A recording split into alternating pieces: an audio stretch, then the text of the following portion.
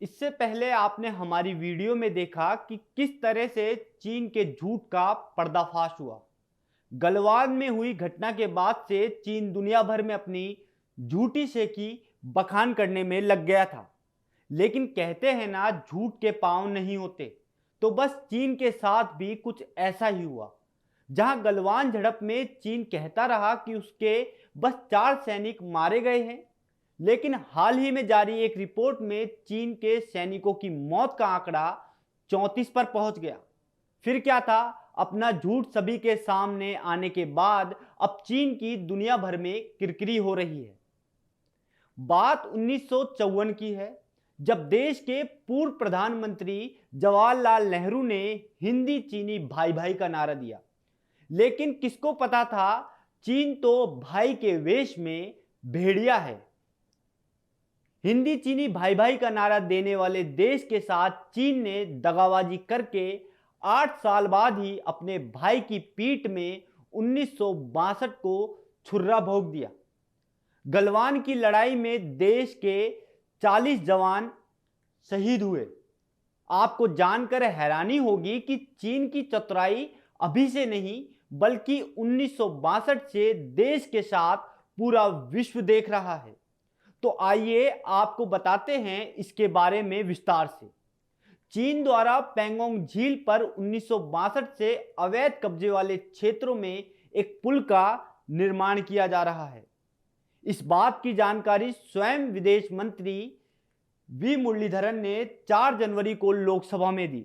उन्होंने ये भी कहा कि भारत सरकार ने इस अवैध कब्जे को कभी स्वीकार नहीं किया। शुक्रवार को संसद के निचले सदन में पैंगोंग झील पर एक नए पुल के निर्माण के एक सवाल पर जवाब देते हुए वी मुरलीधरन ने कहा, सरकार ने इस पुल पर अपना ध्यान दिया है।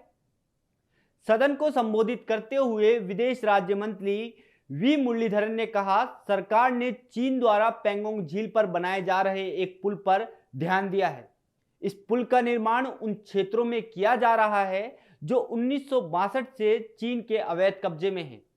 भारत सरकार ने इस अवैध कब्जे को कभी स्वीकार नहीं किया। सरकार ने कई मौकों पर यह स्पष्ट किया है कि केंद्र शासित प्रदेश जम्मू और कश्मीर और लद्दाख भारत का अभिन्न अंग है, और हम उम्मीद करते हैं कि अन्य देश भारत की संप्रभुता और क्षेत्रीय अखंडता का सम्मान करेंगे। आगे मंत्री ने यह भी स्पष्ट किया, भारत सरकार ने अरुणाचल प्रदेश में चीन द्वारा कुछ स्थानों के नाम बदलने की खबरों को भी नोट किया है। इस पर कहते हुए मुरलीधरन बोले, यह एक व्यर्थ अभ्यास है जो इस तथ्य को नहीं बदलेगा कि अरुणाचल प्रदेश भारत का अभिन्न अंग है और आगे भी रहेगा। पिछले 6 दशकों से केंद्र शासित प्रदेश लद्दाख में लगभग 38,000 वर्ग किलोमीटर क्षेत्र पर चीन ने अवैध कब्जा कर रखा है। विदेश राज्य मंत्री वी मुरलीधरन ने लोकसभा में यह जानकारी दी। मंत्री ने अपने जवाब में यह भी कहा कि 1963 से हस्तांतरित कथाकथित चीन पाकिस्तान सीमा समझौते के तहत पाकिस्तान ने केंद्र शासित प्रदेश लद्दाख में पाकिस्तान द्वारा अवैध रूप से कब्जाने वाले क्षेत्र सक्गाम घाटी में 5,180 वर्ग किलोमीटर भारतीय क्षेत्र को अवैध रूप से चीन को सौंप दिया है। 1962 के संघर्ष के बाद चीन और पाकिस्तान दोनों ने भारत को रणनीतिक दबाव डालने के अपने संबंधों को मजबूत और विकसित करने की कोशिश की है। 1963 में उस समझौते के हिस्से के रूप में चीन और पाकिस्तान के बीच समझौते पर हस्ताक्षर किए गए थे। भले ही दोनों देशों के बीच कोई सीमा नहीं है, इसके अलावा इसे पाकिस्तान द्वारा चीन को सौंप दिया गया था।